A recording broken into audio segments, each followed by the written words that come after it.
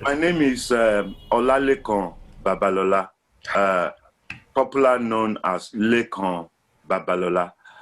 I was born in Lagos, Nigeria, May 15, 1960, to the family of Olaiwola and Abosede Babalola. I was born at the Lagos General Maternity Hospital.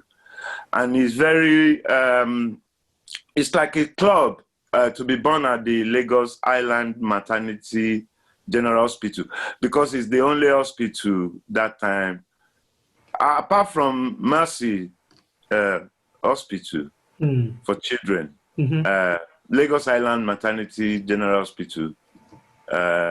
It's very nice to be born there. So I'm proud I was born there in 1960. Wow. To the family of Olaiwola Babalola, my father, my mother, Abosede Babalola. Fantastic. So you were born in Nigeria, in Lagos Island. When, if ever, did you know you were Nigerian? Or what, when was the first time you became aware of Nigeria? Because you were born there, you grew up, part of your life there. When did you become Nigerian, or how would you define yourself in the Nigerian dynamic? Well, the first question I'm asking myself is, does Nigeria exist? Because when I was born, you are born by your name. Yes. First, Olalekan. And then they might give you an Oriki. Mine is Adio. Adio. Ajao. Ajao, okay. Yeah. And so your mother might, when she's happy with you, she might call you Ajao walking. And your father will call you Olalekan. Your friend will call you Lekan in school. Of course. And I was born on Sunday. And because you might go to church, some people might call you Sunday. Okay. Yeah, and if you're born on Sunday, a girl, they call her Bosede. Bosede, yeah, Bosede. Yeah. So when I was growing up, I grew up to be knowing my name. Nigerian doesn't come into it. You're growing up, you're knowing your name, you're knowing your family name, what they do around you, your friend's name. You don't really think of Nigeria because it's a funny dichotomy, because my mother is Ijebu, my father is Oyo. Okay. And sometimes the Ijebu people will abuse the Oyo people. And then the Oyo people... yeah, and then the Oyo people will feel less power because they might want something from the Ijebu people. They won't be able to verbally defend themselves.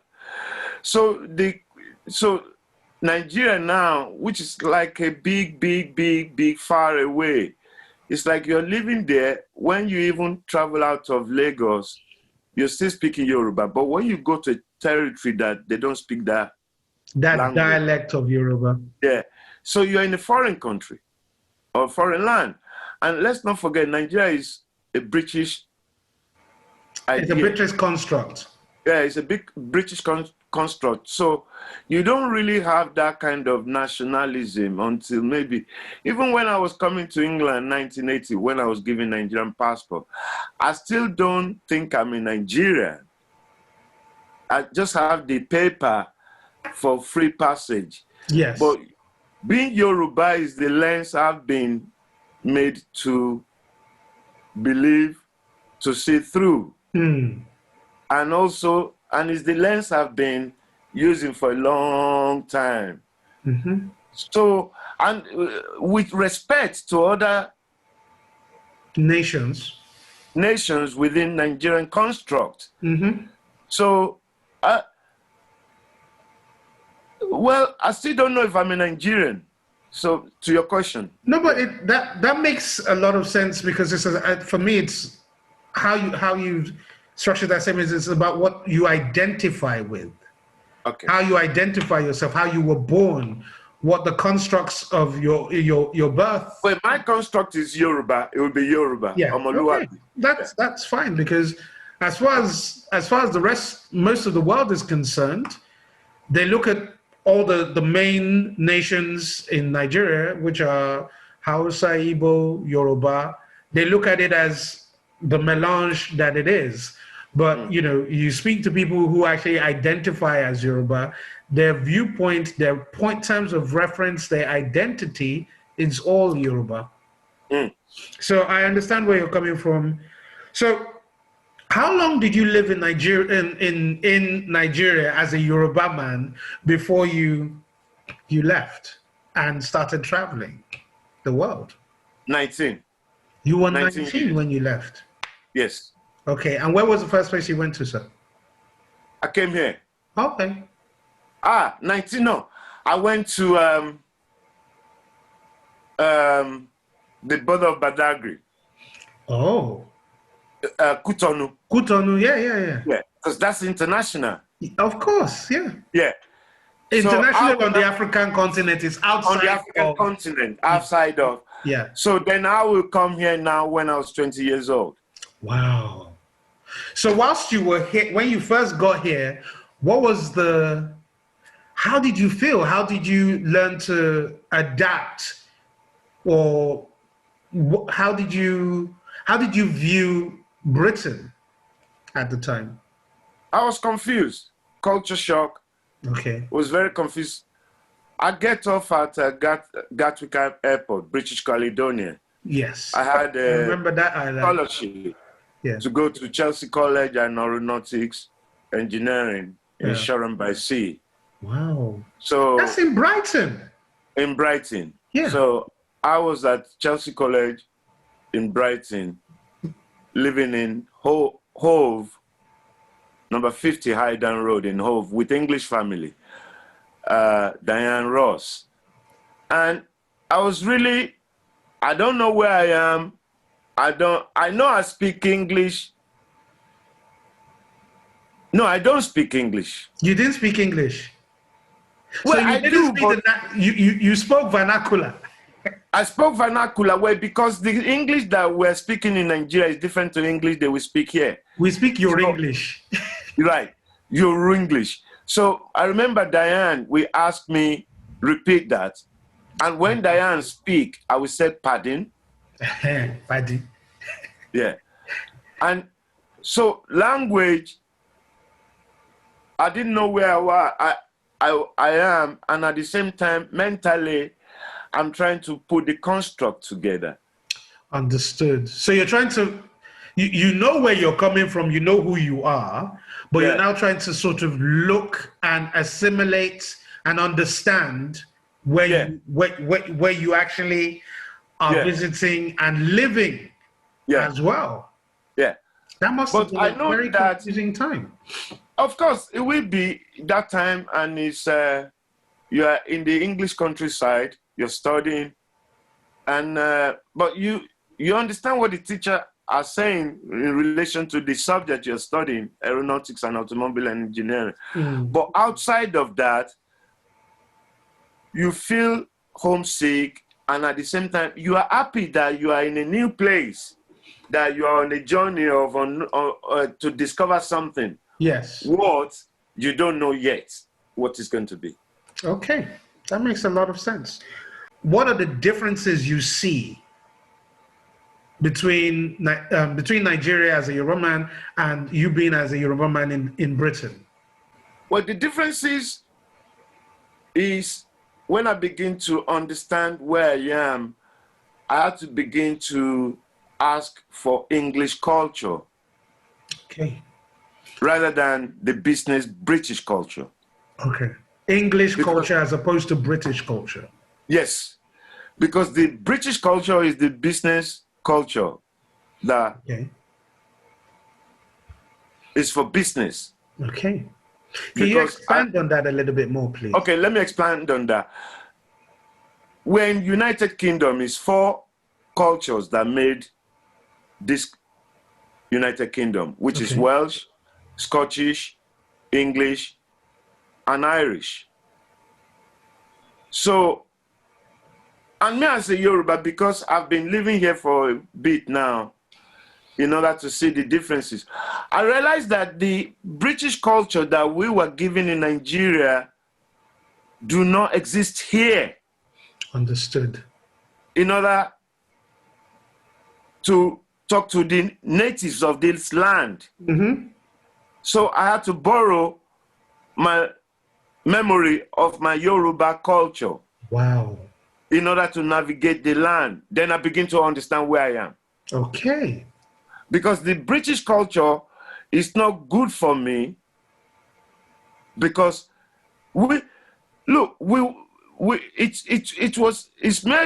made for them Mm-hmm. to survive in our environment in Africa. Yeah, but it's not made for us that when we come here, we'll be able to understand the land. And in order to understand any land, you need to talk to the natives. The natives are the farmer. Of course. They're not the people that came to us. They didn't bring that English culture. They kept that here. Yes. So in order for me to really know the difference, I have to follow the route of what is the English culture. The farmers, the traders, the day-to-day people that run the society from the countryside into the city, into the center of the UK and the center of commerce. Right. Then I realized that even over here in England, though, the United Kingdom, no, the Scottish has a problem with it. So the Irish have a problem with it. The Irish has a problem with it. Yeah. And the domineering culture of all the unity is the English. So I realized that I better follow the English. That's the law of the land. Wow. Not British. Wow. Yeah, in order to know the difference. Yeah. So I'm going to keep saying this as a Yoruba man. Yes, sir. Who has lived in Nigeria. What impresses you about the indigence of Nigeria as a construct? What impresses you about Nigeria? The different narratives within each culture. Okay. The different narratives within each culture, which actually embedded in their constitution, in their folklore, of course, in their proverb, yes, in their food, yes, in their clothes, in their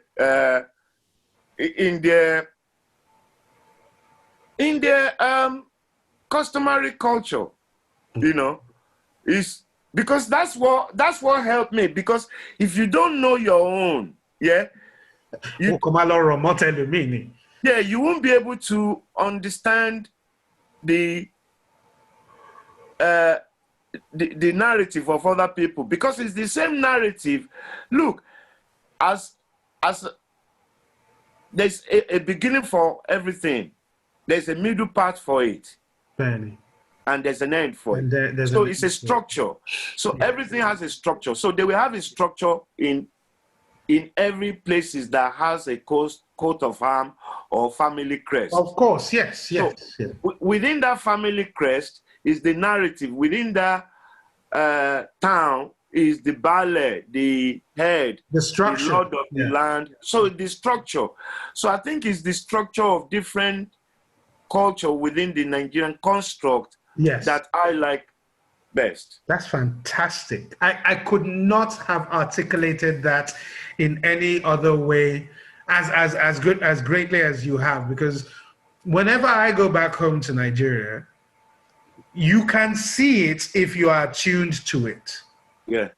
We have several different nations operating under one construct. Yeah. But you can, it's like looking at it's basically, as you said, in England, it's looking at, the Welsh, looking at the Scottish, and looking at the Irish and the English, and understanding the differences in the nuances and how they approach situations, and it's embedded in their DNA. It's amazing. So, seeing as you've traveled for quite a while and you've been here for quite a while, what comparative differences do you see as a Yoruba man from the construct of the Nigerian from the Nigerian construct, as the comparative differences between Nigeria and Britain in terms of industry? Because you're a master percussionist, you've dealt with policy, you've put the organizations like the Ifa Contemporary Society together, you've dealt with, and back home, you also run other different campaigns and organizations. In terms of industry, what do you see the differences are, the comparative differences between Nigeria and Britain? Okay. I think I see one thing, which is like the root of fundamental for a lot of things. In Nigeria, I see lack of internal trust. Okay. To develop internal infrastructure. Okay. Lack of internal trust, as I said. But in England, I see common trust for common goal. Okay. First. Yeah. And that's just it. So it is the passion that, but Nigerian, when they come here, they're expecting it, they're using the credit of the trust that is built over here by the Europeans, the host. Right. And that's why we're all here, because they've had that trust among themselves that we're going to speak with one voice. Understood. On one voice, and we will have a leader.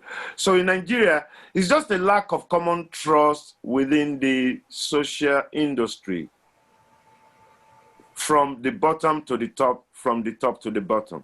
Understood. Yeah. Okay. The gate man doesn't trust the person that employ him. And also the person that employed the gate man, the last man, do not trust the gate man, because the gate man know that he can be bought with small change to go into the industry and do something to the computer that protects everybody. Understood. But the gate man in England knows that if he is bought, his family will be affected. Understood. It's immediate. Yeah. It's going to affect his salary, his bread. So it's just the common trust that doesn't exist, but used to be there for a long time. Okay. So the question is, the arrival of European sensibility broke the trust within African chambers of... Understood. In their constructs that had already existed, they put doubts in it.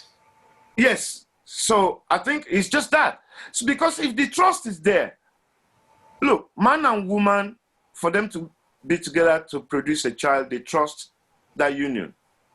They've already trusted it. Yeah, it's an agreement, it's an accord. It's an agreement, that we're not going to break it.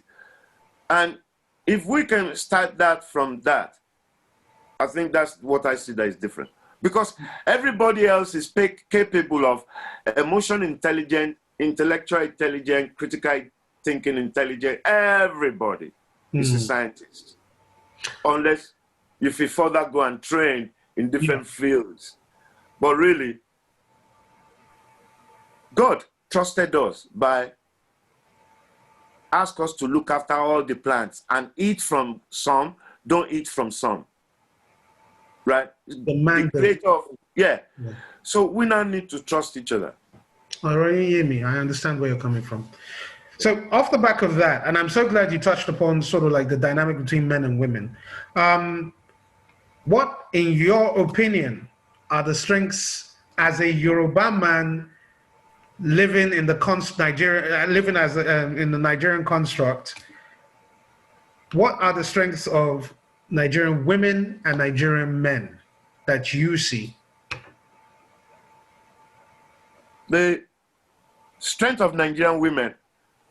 I'm a product of a Nigerian woman. Yes, a Yoruba and woman. Also Yoruba woman. Yes. And also from a polygamous family. Yeah. My father will have 2 women. I think Nigerian women, Yoruba women, are not celebrated. And I will say that appeal to All Igbo nations? women. Of, Yeah. okay. In the Yoruba sensibility of Yoruba home, the Akpetebi to the Babalawo or the Olori to the king Yes. first. Yes. Or Yalode. Yalode, Right. And I think the power of Yoruba, the power of women have been kind of, you can't take the power of women away. God gave them that power, but it's not being used to the best or celebrated to the best. And that's why there's that internal problem, trust. Yes. You touched on that earlier. Yeah. Yeah. So if Yoruba, Igbo, Hausa, then the parenthesis Nigeria, right? Yeah. If we can go back to trusting the women the way they were before, everything else will move. Yeah. It's in the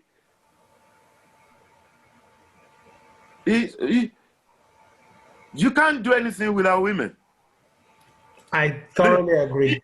The Chinese said yin yang. Ile-Ife people, the Yoruba people, they said Osi, Otun, Osi, left, right. Right. Or one way warning. Yeah. Yeah. So the feminine was the male. Yeah. Masculine was the feminine. Benny. You can't use, Nigeria has been using masculine. Yoruba land has been using masculine. Benny. Yeah. You can't walk. Because you're not washing your hand. Yeah. Minor and major. Minor and major. Not major all the time. Not minor all the time. Yeah. Yeah. So feminine is so important in Nigeria. No feminine. Well, let's not take the Western feminine. Sorry, I'm using that. No, I understand where you're coming from because it's not about the Western understanding. Iyalode, Wundia, those ones that are not married. Yes, Wundia, yeah, of course. Wundia and the Odo, the youth. Odomobiri. So, and then you said these splinters. Is that the English? Splinters, yes. Yeah. And then before you get to the Queen, Margaret Thatcher, look, they have it here. Benny. They groom them. Benny. To be leaders. Benny. Yeah. From the royal court, right? So debutantes, all of that stuff. Yeah. And then they groom them. So we need them. And you know, we come from women, so why don't you go back there? I couldn't agree with you more.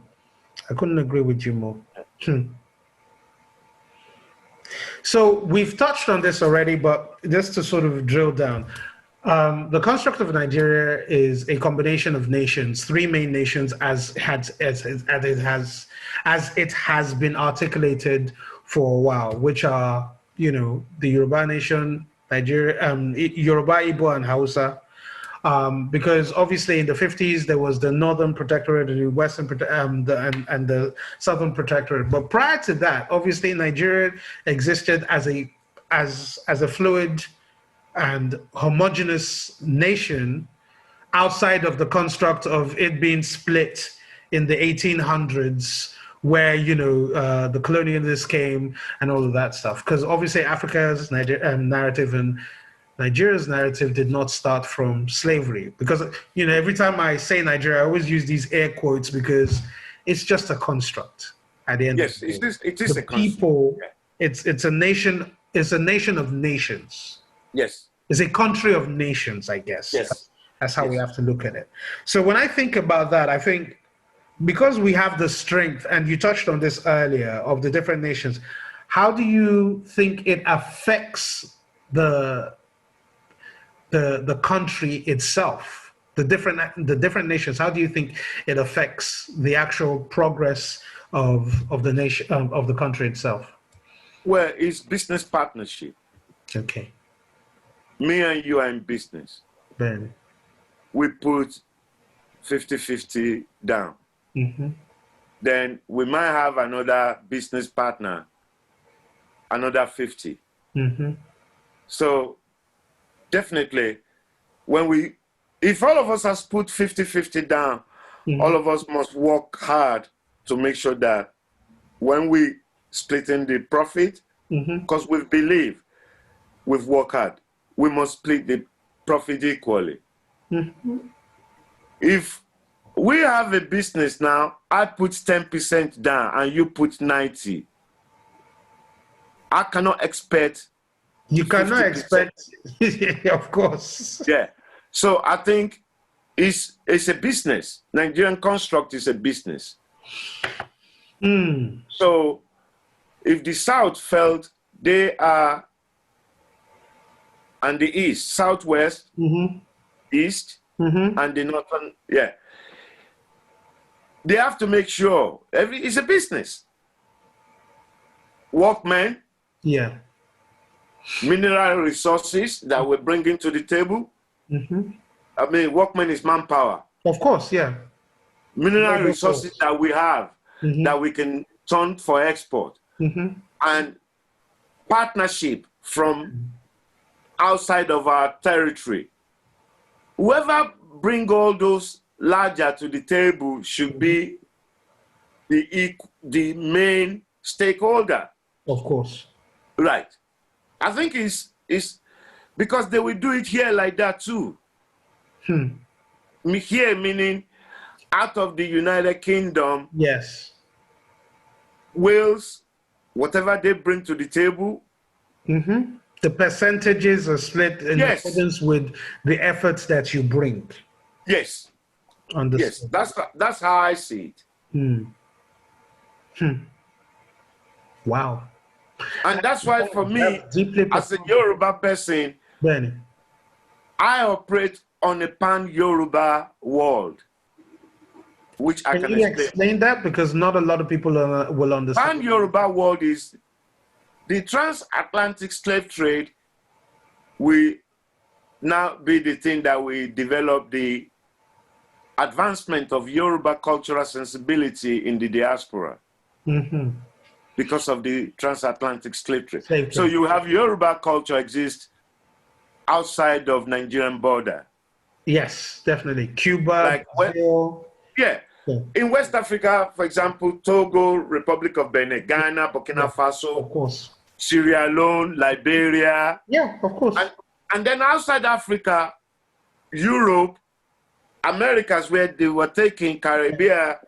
So I operate on that notion. I use that lens, and also in the contemporary art practice area that I work in, the influence of the Yoruba culture from homeland has influenced the contemporary art practice in the world, even back to Japan and areas like Asia,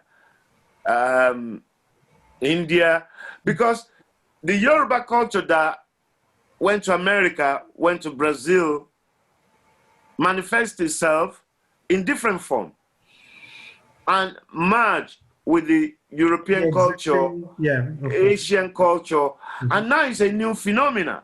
Of course. So people like me can survive without Nigerian Yoruba practice. You can join forces as an artist to be using Yoruba sensibility that is found in the New World. I understand. Thank you so much for that explanation. Thank you so much for that. It makes a lot of sense when you actually just think, because you basically created a microcosm, as it were, as an extract of this construct that exists. Yes. Viewing it through this guise, you get more of a defined and articulated reality. Yes. As opposed to just this whole broad brush approach. It's like somebody putting it's like somebody putting the map of Nigeria and then putting just an Igbo person on the map of Nigeria. That does not signify the entire construct of Nigeria. And if they do it and they replace it and they put it with the Hausa person or with a Yoruba person, you cannot say that this is representative of the construct that Nigeria is. That's amazing. Thank you so much for articulating that. So if we move on, because the fact is, you being a Yoruba man in the construct of Nigeria, could you possibly name 3 Nigerians that you admire as a Yoruba man from the construct of the country of Nigeria? 3 Nigerians that you admire. Three famous Nigerians that you admire. They don't have to be famous as in household name, but people that are famous to you. You know the narrative of fame and all of that stuff. It's more 3 Nigerians that you admire. And I don't really, as I said, they don't have to be household names. If they are, it's fine. But just people that you admire, that you know that have exceeded, their scope, and like they put the culture, their nation, their identity first. Okay. The first person I will mention is my grandmother. Fantastic. Yeah. My grandmother can read English or speak it. But my grandmother will be responsible for a lot of children. Mm-hmm. Our own child, my mother, mm-hmm. she didn't just educate my mother, she educated many. Of course. And out of a trade by selling things that is household need. Mm-hmm. Her name is Madam Jokotola Akinlaja. Wow. Florence Jokotola Akinlaja. Mm-hmm. From the Akinlaja Jalugba family of Iperu Remo. Hey! Yeah, So she's from Iperu? She's from Iperu, of the Akinlaja family, the Agbomagbe. Agbomagbe. Okay. Yeah. Agbomagbe, they are called in Iperu. That clan. They, if you know, the Agbomagbe Lodge, the Okupe. Okay. And my mother is from Jaluba, Ejino, right there in Iperu. Oh, okay. And, from the Ogboku ruling house. Mm-hmm. And my grandmother is the first Yoruba Nigerian I will say that I salute in that category very, very, very, very much.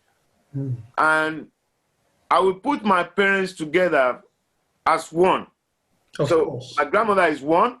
Yeah, your parents together as one. My parents together have one. For what they've done, my mother was a nurse. Part of the founder of the Lagos, part of the founder of the Ikeja General Hospital. Wow. In 1963. So she was trained as a nurse in Nigeria. Yes. And she was part of the founders of Ikeja General Hospital at the roundabout. Wow. At the roundabout Ikeja. No, I know it. Yeah, with people like Dr. Beko, right? Some wow. coming Beko from Mercy Hospital, Lagos, Auntie Dolu, Ransom Kuti, wow. Dr. Omololu, one or two Dr. Alakija, Mrs. Alakija nurse. So I grew up inside that compound of Ikeja General Hospital. Oh, wow. My mother was a nurse in the maternity section. Wow. Became a midwife. And my grandmother was selling empty bottle for the Ego. Wow. She's called Mamonigo. So out of this Mamonigo, I will be buying ticket to come to England on holiday. Wow. Yeah, out of this Ego. and my parents, my father set up Greyhound bus. From America. The bus service. The bus service at Mainland Hotel in 1973. A Mainland Hotel, the Butemeta. So my father set up this Greyhound bus service, traveling all over Nigeria, north, the Greyhound bus service was brought in from the States into Nigeria.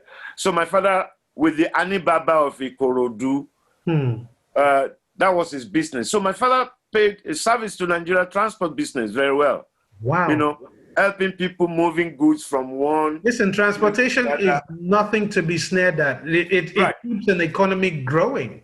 Yeah, and you know, and the third people, I would say people, I can't say individual.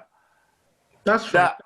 Who has been the custodian of an advancement of what close to my heart, the Yoruba way of life, are the Babalawos, that community of the traditionalists. So to pick up individual, because I will tell you why this community is important for me. My grandmother schooled me in this community very, very much because she's from the tradition and being the Ogboku of Iperu. Every time we have a personal counselor, personal Babalawo for our matters, that anything within the family that we want to undertake or problem, whatever, Mama always take the matter to Babalawo. And my parents now, as one in their doing, raising us up to give us life and everything, I think it's an achievement more than anything. It's an incredible achievement. Right. So I salute my parents, really. And then the community of the Yoruba. Yeah. Yeah. They're custodians of our culture. Yeah, they're the custodian of our culture. So if I said, well, I have individuals who continue to mentor me, who have inspired me, but singularly, they did their best, but only Agbaso Wolafin Soya. Yeah. Can you please interpret that? Meaning we bring our hands together and we put it on our chest, you know. Agbaso, when we put our hands together like this, and then we can say, yeah, this is who we are. We've done. This is who we are. Ajoshe Londu. You don't say it's me. Yes, it's about community. It's about community. So it's the community who has inspired me. The community inspired my grandmother to do what she was doing. My parents, they were working within the community. As a nurse, it's a community job. Of course. As a transport, it's a community thing. And then community. Right. And Mamonigo is the head of Aonigo Lagege that time in Lagos State. Wow. Yeah, so Mama. And Babalawo as well, community. Right. Custodian. And then my father now went and set up a Cherubim and Seraphim church. Wow. Have two churches, one in Agege right there in Fako, and one in Third Mainland Bridge, Mount Sinai Church, big, gigantic. So I've always been within the community all my life growing up. So I don't really have a single person I can say, Enyinisa or Enyinima. It's always been collective.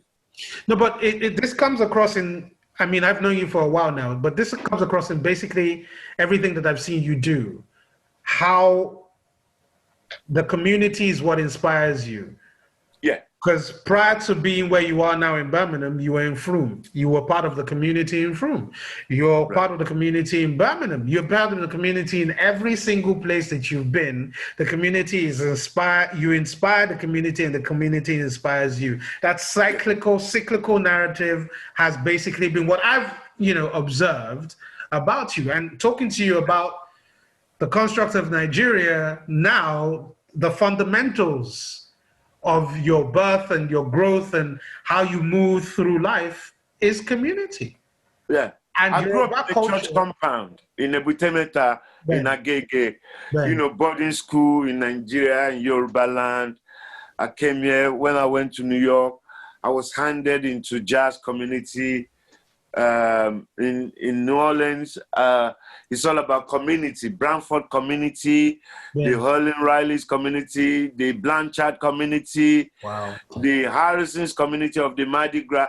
So I'm always in New Orleans, I'm always eating from one mother, my mother's friends, to the next mother's friends. Wow. And to their, where you go and get po' boy, this kind of New Orleans traditional sandwich.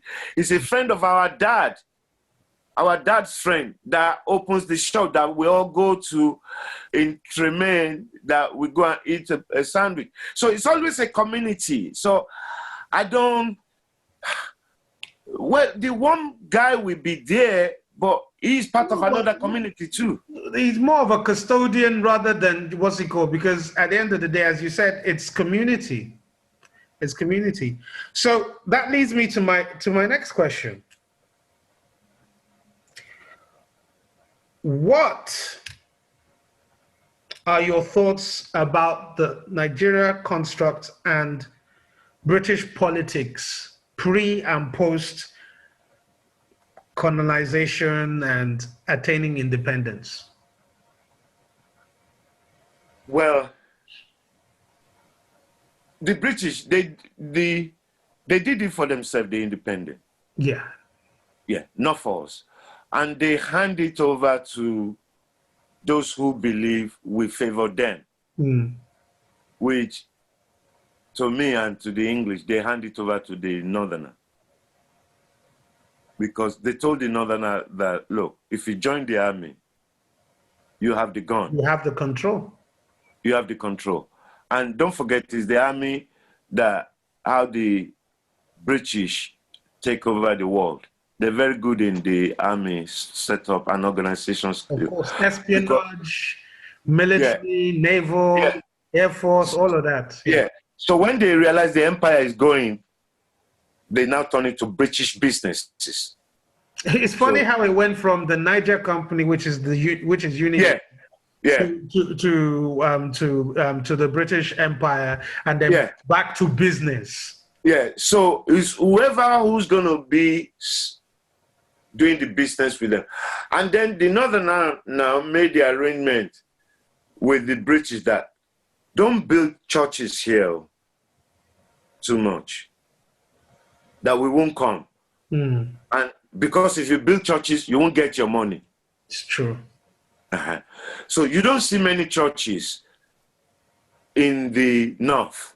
And they told them that if you want to study the Islamic thinking, you are with the Arab there because of the Arab religion. So, and then the power is with the Northerner. So us in the south now, they told us, go to school. Because if you don't go to school, you can't progress. You can't progress. So that's us and the Southeast people. That's why we're in school. We speak English. We try to speak English like them. We try many, many things. But they know where they left the power. And they told us, don't join the army. Really? Yeah, we were warned that there's no point because it's divide and rule tactics that if you join the army, you will know how to read though. And do accountancy and medicine and everything. But they told the other guy in the north that join the army, we supply you arms. So it's business now. And they told the Eastern people that it's very important you know about the administration. Trade.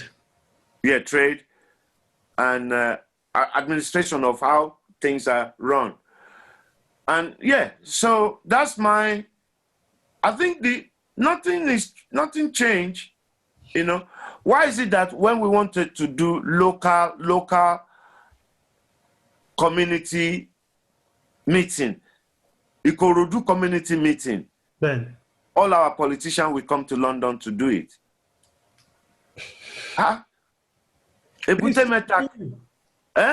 They still come to London to do whatever they want. Yeah, they still come to London to get the sanction. Yeah, you know, and I don't know, maybe Somerset Mendip local association where I used to live, maybe they do it in Agege. or Ikeja. I don't know. But I know that I have a friend who's a councillor in Somerset. Yes. He's never been to Nigeria to have a meeting of his local community. Of course. Yeah. Of course. Yeah. I'm sure when people watch this and they hear what it is you're saying, it will shed a lot of light on what most people tend to suspect, but don't really have any sometimes concrete evidence. But the thing is, it's right in front of us 80% of the time anyway. If you bother to look, you will see. What is what is your favorite Nigerian dish?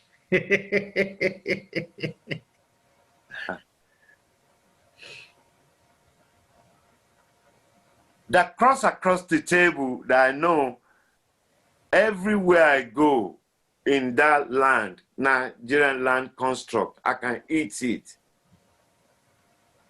is dodo. Yes, because me, I'm a plantain baby.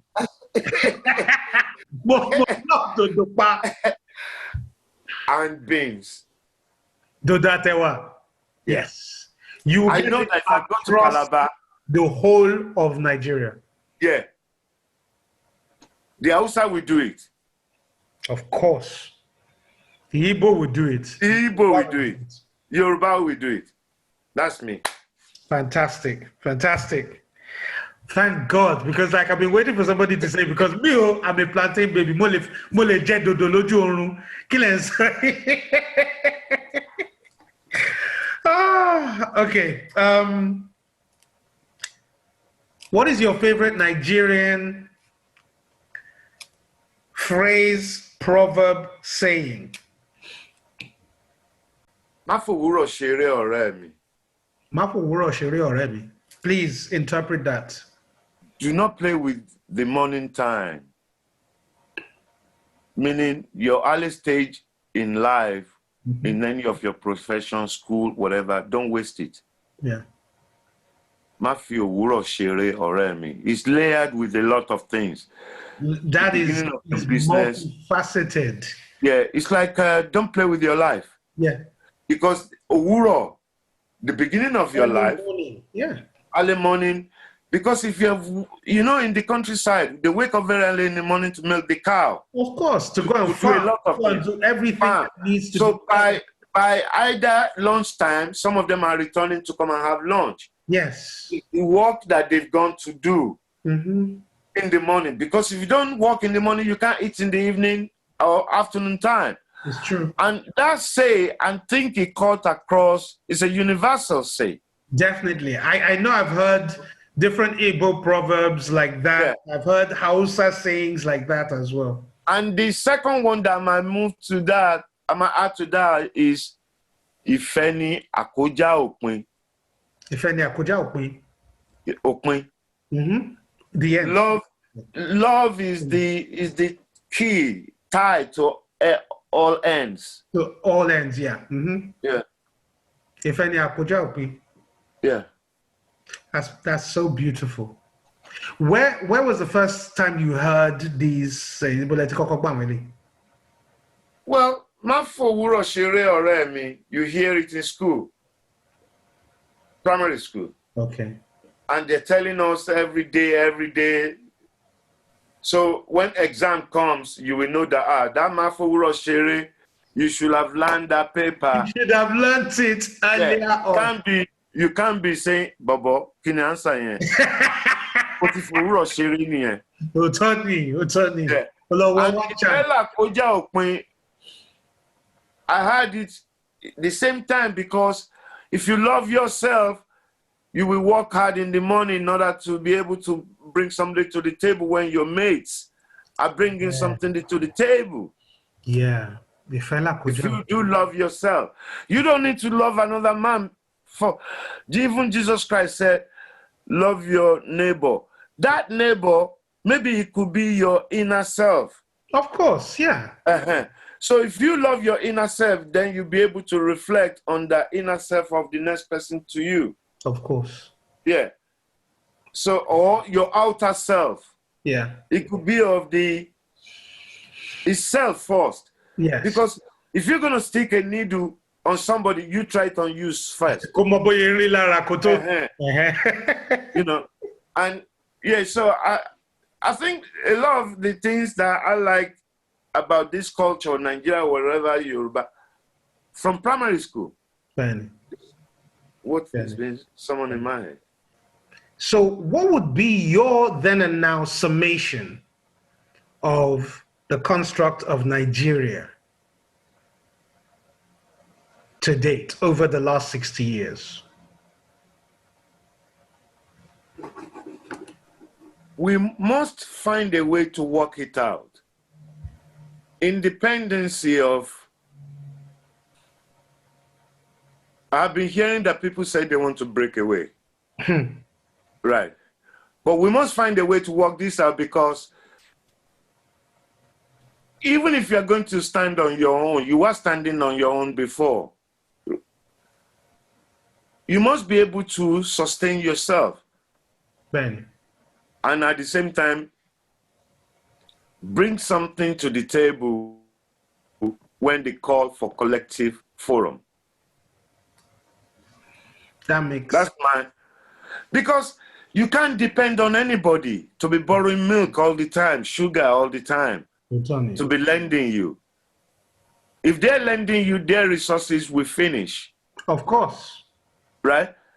And if you can't bring the resources to the table, they must... Nigeria, for it to be together, everybody must go internally and speak to themselves. The Yoruba, Igbo, Hausa. It's not about fighting. It's like, okay, what do we actually have? No. No, actually, sorry. Not sustain. How can we sustain ourselves first? Before we start interacting and making things work among each other. Yeah, because there's a say that the person who's going to lend you a jacket, which one is he wearing? It's true. You have to have an excess before you can give. Yes. And I think that's what the situation is. Everybody, the Biafra, the Odudua, the Arewa, what do you have? Right? And we can even try it whereby the northern states, eastern states, they can do business with foreign countries on their own. They should be allowed to. Why not? They should be allowed to say, what do you generate? What do you have? So that will create a healthy competition that, oh, we are sending the scholars of cocoa farmers to trade in chocolate somewhere else. And the northern leather was the best in Africa one time. Yes, it was. You know, we can be supplying Italy. Anyway that is making bags, whatever. Or, yeah, the East, they have what they do best. So if money is coming to everybody's house in our land, nobody will be jealous of each other. It's a healthy competition. Yeah, it's a healthy competition. Yeah. Right. So, I cannot thank you enough for giving me your time. Oh, thank you very much. Thank you. Thank you. Yeah, thank you.